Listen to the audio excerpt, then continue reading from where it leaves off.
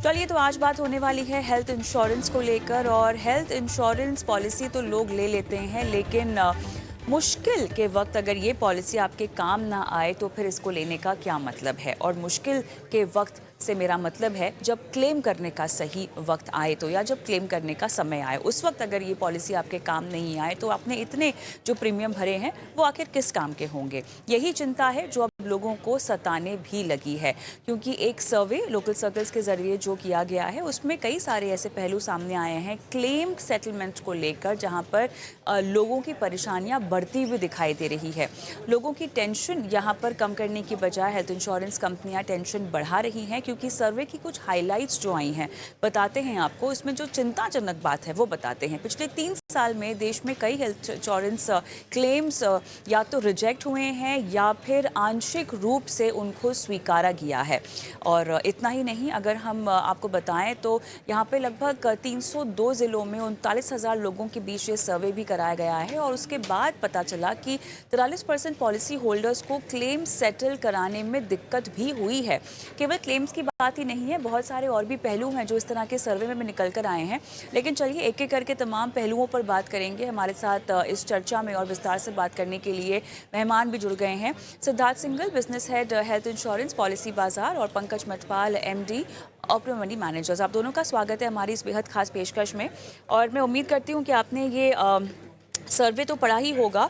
और क्लेम्स को लेकर दिक्कत मेरे ख्याल से नई नहीं है, लेकिन जब भी इस तरह के जब कोई सर्वे सामने आते हैं और उसमें जो डेटा निकल कर आते हैं, कहीं ना कहीं ये हेडलाइन ग्रैबिंग होते हैं, क्योंकि ये आपकी जो चिंता है उसको बाहर उजागर करते हैं।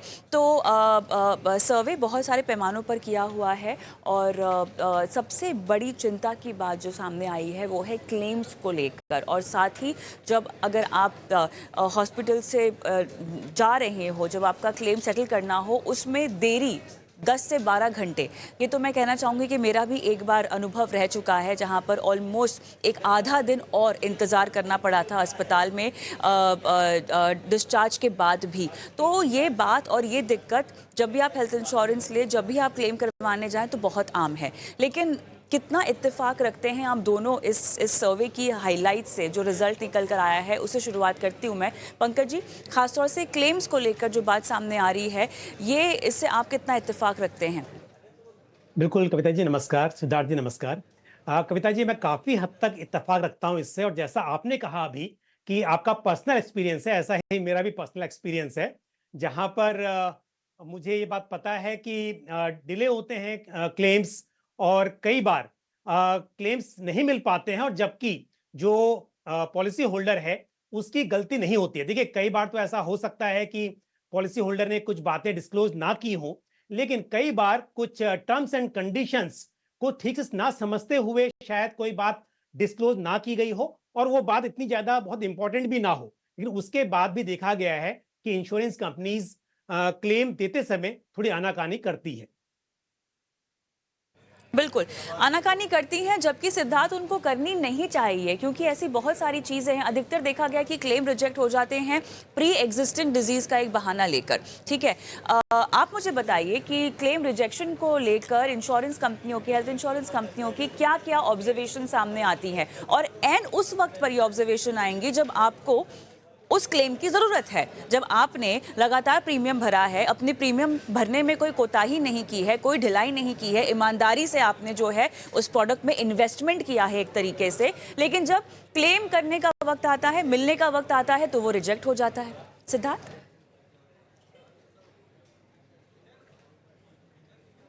आप म्यूट पर हैं शायद। सिद्धार्थ, आप म्यूट पर हैं शायद। Sorry. So I think first of all thank you Kavita मुझे इस शो पे बुलाने के लिए। देखिए, आपने बिल्कुल सही कहा है कि हेल्थ इंश्योरेंस या किसी भी प्रकार के इंश्योरेंस में जो एक कस्टमर को मिलता है, एक वादा मिलता है, एक प्रॉमिस मिलता है कि अगर कभी फ्यूचर में कोई इश्यू हुआ तो हम आपकी मदद करेंगे in terms of monetary benefit. तो ये कई केसेस में हमने जो लार्जली देखा है, दो तरीके के इश्यूज आते हैं जिसकी वजह से हमारे कस्टमर्स के लिए, एटलीस्ट मैं पॉलिसी बाजार की बात करूं तो 4-5% कस्टमर्स के क्लेम्स अगर रिजेक्ट हुए हैं तो लार्जली दो दो रीजंस निकल के आए हैं। या तो वो किसी प्रकार का लेट्स से नॉन डिस्क्लोजर रहा कि मतलब हम या तो बताना भूल गए या फिर कोई और किसी वजह से जो मेरी कोई प्री एग्जिस्टिंग बीमारी थी वो नहीं आई पॉलिसी में, दैट इज़ वन। और दूसरा लार्जली कि पॉलिसी टर्म्स एंड कंडीशंस के तहत वो क्लेम नहीं हुआ। इसको मैं 1 मिनट लेके बताना चाहूँगा कि इसका क्या मतलब है। इसका मतलब ये है कि मान लीजिए पॉलिसी में कुछ मेरे वेटिंग पीरियड्स थे, कि जैसे मैं 3 साल बाद या 4 साल बाद ही क्लेम कर सकता हूँ या कर सकती हूँ, उससे पहले अगर हमारे क्लेम आए तो वो इंश्योरेंस कंपनी द्वारा नहीं पे किए गए। दूसरी बात, अगर मान लीजिए किसी की रूम रेंट एक लिमिट है, मेरी एक फलान लिमिट है, उसके बियॉन्ड अगर मैंने जाके क्लेम किया तो वो नहीं हुआ। ये तो हुआ कि एक नॉर्मल तरीके की बात कि जिस केसेस में क्लेम नहीं मिलता लोगों को। हाँ, इसको इस और ये एक बड़ी प्रॉब्लम है, ये बिल्कुल आपने सही कहा, जहाँ पे कस्टमर्स को एक परेशानी होती है, और as a broker, as a channel in between, जो एक इनिशिएटिव हम लेते हैं अपने कस्टमर्स के लिए कि भई एक पूरा क्लेम्स टीम जो कि कस्टमर्स को मदद करती है, ताकि एक तरीके से क्लेम के दौरान उनको किसी तरह की कोई परेशानी ना आए। कभी-कभी क्या होता है कि जब आपका डिस्चार्ज का वक़्त होता है, तो हॉस्पिटल की तरफ से या इंश्योरेंस कंपनी दोनों की तरफ से ही कहीं न कहीं डिले होता है, जिसका खामियाज़ा ना एक तरीके से कस्टमर को वो भुगतना पड़ता है। तो कोशिश हमारी यही है और हमेशा यही है कि इन जितना भी जल्दी हो सके, क्योंकि क्लेम ही है जिसके लिए किसी भी व्यक्ति ने इंश्योरेंस खरीदा है, उस टाइम पे जल्दी से जल्दी उसको क्लेम मिले और पूरा क्लेम मिले इज़ आवर कोशिश, कि हमेशा एक कस्टमर को एक एक बेहतरीन एक एक्सपीरियंस मिल पाए उस चीज़ के लिए। बिल्कुल, बिल्कुल।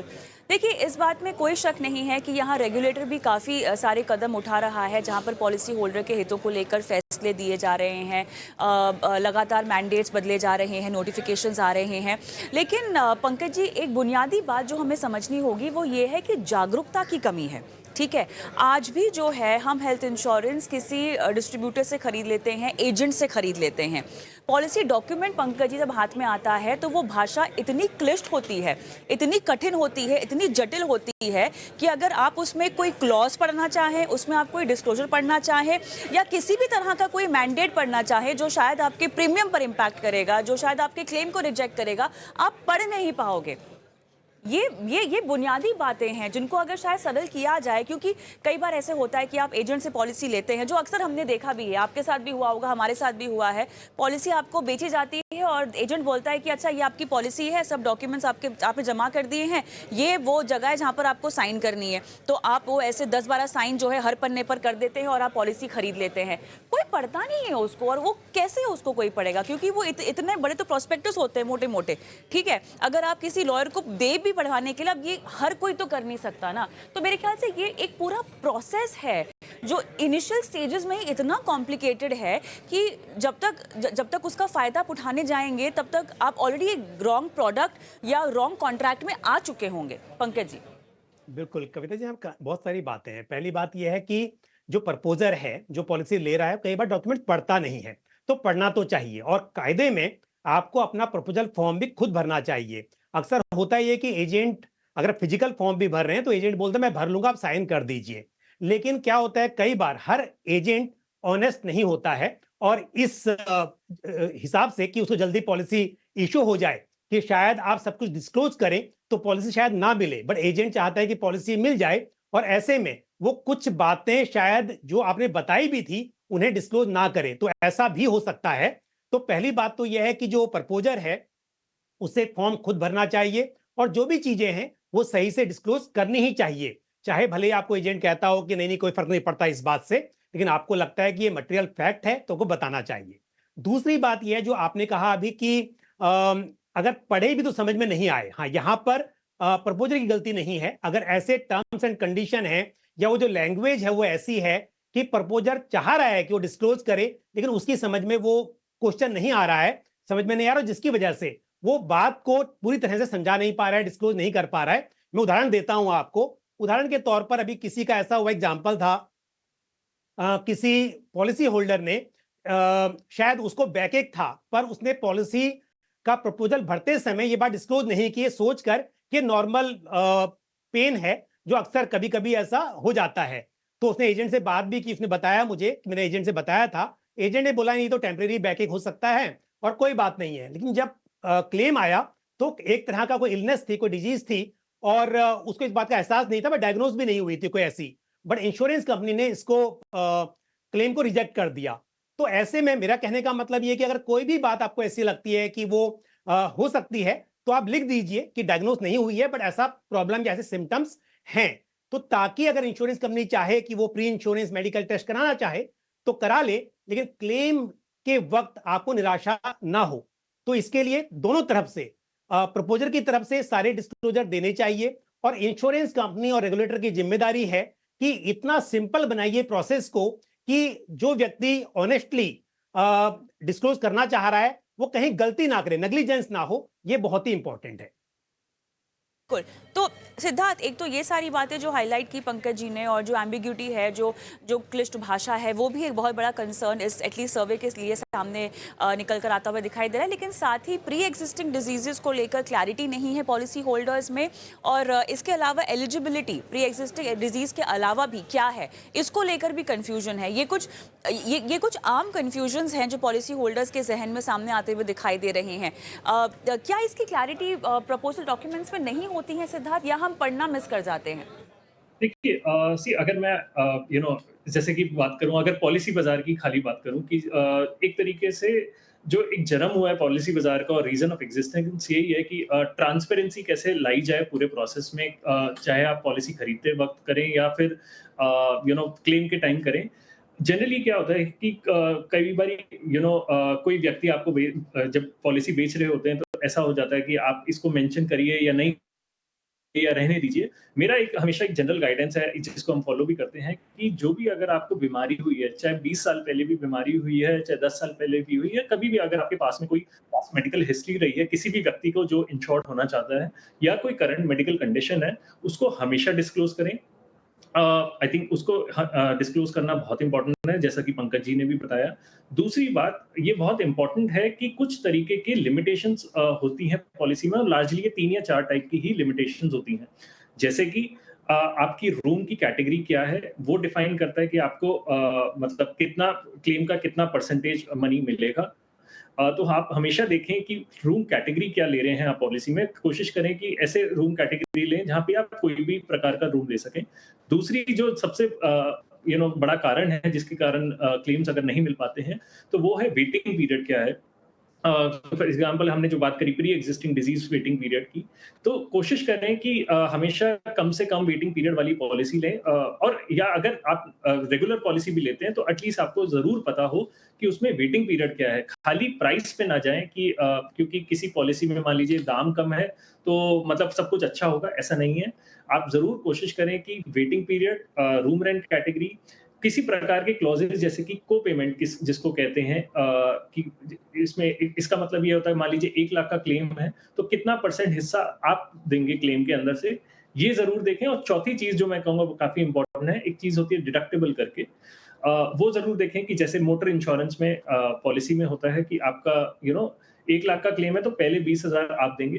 तो आई थिंक सबसे इंपॉर्टेंट बात कविता जी ये है कि जब भी आप पॉलिसी लें ये 4 चीजें जरूर देख लें। मोस्टली अगर क्लेम्स रिजेक्ट होते हैं या पार्शियली रिजेक्ट होते हैं, तो इन 4 कारणों की वजह से होते हैं। और कोशिश हमेशा करें कि खाली दाम ना देख के एक लेवल डॉक्यूमेंट्स को जरूर पढ़ लें। अपनी पॉलिसी कॉपी जब फाइनली आए उसको जरूर पढ़ लें कि जो भी आपने डिक्लेयर किया था वो है या नहीं है, और उसमें क्या कंडीशंस लिखी हुई हैं। तो आई थिंक उससे एक जैसे कि आपने शुरुआत में कहा, जागरूकता से ही ऑटोमेटिकली बहुत सारी चीजें, बहुत सारा पेन आपका एक तरीके से कम हो सकता है। और दूसरी चीज, जैसे कि एक इनिशिएटिव हमने लिया है कि क्लेम समाधान दिवस का, कि जहाँ पे फिर भी कोई किसी कारणवश किसी कस्टमर को क्लेम अटक गया है, नहीं मिल पा रहा है, हॉस्पिटल से डॉक्यूमेंट्स नहीं मिले या इंश्योरेंस कंपनी ने नहीं पास किए, तो वहाँ पे हम काफ़ी कस्टमर्स को बुला के उनका claims on the spot settle करवाते हैं। तो ये आई थिंक एक ज़िम्मेदारी है कस्टमर की भी, जिसने पॉलिसीज़ बेची हैं, जो ईदर द एजेंट और द ब्रोकर और the distributor and insurance company and regulator, चारों की ही ज़िम्मेदारी अपनी-अपनी तरीके से, ताकि एक फाइनल जो कस्टमर ने जिस कारण के लिए पॉलिसी ली है, उस कारण में उसको निराशा हाथ ना लगे, उस कारण के लिए जिसने पॉलिसी ली है, वो उसको ज़रूर मिल जाए।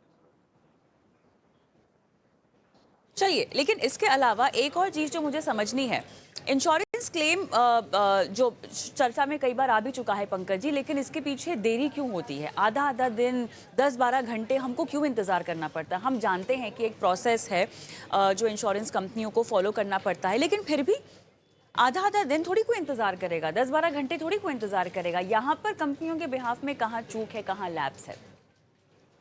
बिल्कुल देखिए, यहाँ तो कई बार क्या होता है कि हॉस्पिटल्स में टीपीए होते हैं और वो आपके जो भी इंफॉर्मेशन है उसे प्रोसेस करते हैं।